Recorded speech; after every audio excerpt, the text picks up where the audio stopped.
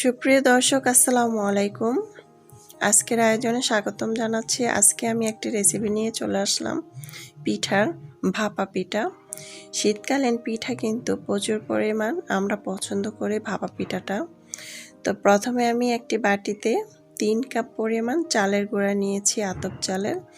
পরিমাণ মতো লবণ দিয়ে দিলাম, আমি হাফ টেবিল চামচ লবণ দিয়েছি। 1 টেবিল চামচ ঘি দিলাম, আপনারা চাইলে ঘিটা একটু বেশি পরিমাণ দিতে পারেন।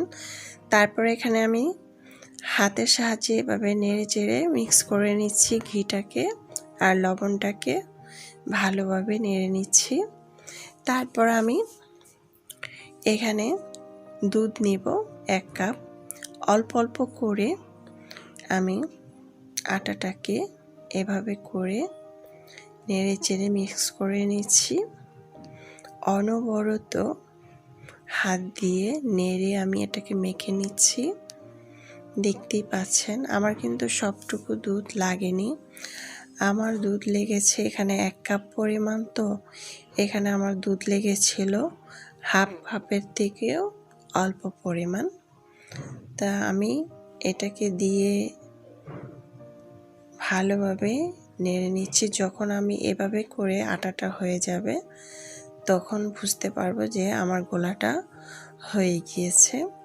এখন আমি একটি চালন নিয়েছি, চালনের সাহায্যে আমি চালের গুঁড়াটাকে এভাবে করে চেলে নেব। সবগুলো আমি এভাবে চেলে নেব। এভাবে চাললে পিঠাটা খেতে খুবই ভালো লাগে। তারপর আমার কিন্তু সবগুলো চালা হয়ে গিয়েছে। আমার চালতে প্রায় 5 থেকে 6 মিনিট লেগেছিল। দেখুন আমি একটু কাছ থেকে দেখিয়ে দিচ্ছি কত সুন্দর ঝরঝরা হয়েছে। তারপর এখানে দিয়ে দিব হাফ টেবিল চামচ নারকেল কোরানো। আমি নারকেলটাকে দিয়ে একটু নেড়ে চেড়ে মিক্স করে নিচ্ছি। তারপর মিক্স করা হয়ে গেলে এখানে আমি খেজুরের গুড় নিয়েছি, নারকেল নিয়েছি, এরকম একটি বাটি নিয়েছি। এভাবে করে অল্প করে প্রথমে এভাবে দিব, আমি যেভাবে দিচ্ছি আপনারা নিশ্চয়ই দেখতে পাচ্ছেন। তারপরে এভাবে চালের গুঁড়াটাকে দিয়ে এভাবে একটু করে গোল করে নিব। তারপরে আমি নারকেল গুঁড়া দিয়ে দিব, নারকেলটাকে দিয়ে এভাবে, তারপরে আমি দিয়ে দেব খেজুরের গুড়টাকে এভাবে ছড়িয়ে। তারপরে আমি আবারও নারকেলটা দিয়ে দিব, নারকেলটাকে দিয়ে আমি চালের গুঁড়াটাকে দিয়ে দিব। যে কেউ পিঠাটা বানাতে পারবে বাসায়, দিয়ে আমি খুব সুন্দর করে এভাবে করে নিয়ে নেব আলতোভাবে এভাবে। তো দিয়ে এভাবে আলতোভাবে চেপে দিতে হবে।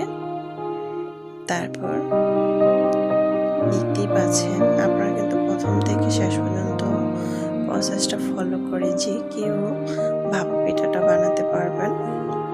একদম সহজ, কিন্তু প্রসেসগুলো ফলো করলে কিন্তু খুব সুন্দরভাবে পিঠা হয়ে যায়। তো তারপরে এটার উপরে আমি আবার নারকেল দিব।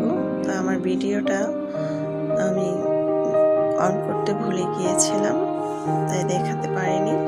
তাই এখন আমি এখানে একটি চালন নিয়ে তারপরে আগে থেকে পানি দিয়েছি, পানিটা দিয়ে আমি এভাবে একটা ছাঁকনি দিয়ে এভাবে দিয়ে দেব।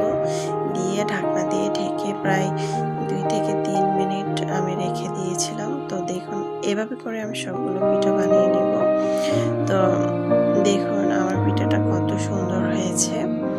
এভাবে কিন্তু যে কেউ পিঠাটা বানিয়ে ফেলতে পারেন বাসায় ঝটপট, যে কোনো পাতিল হাঁড়ি দিয়ে তৈরি করে ফেলতে পারবেন। তো অনেক সুন্দর একটি পিঠা হয়ে গিয়েছে, খুব সুন্দর ঘ্রাণও আসছে।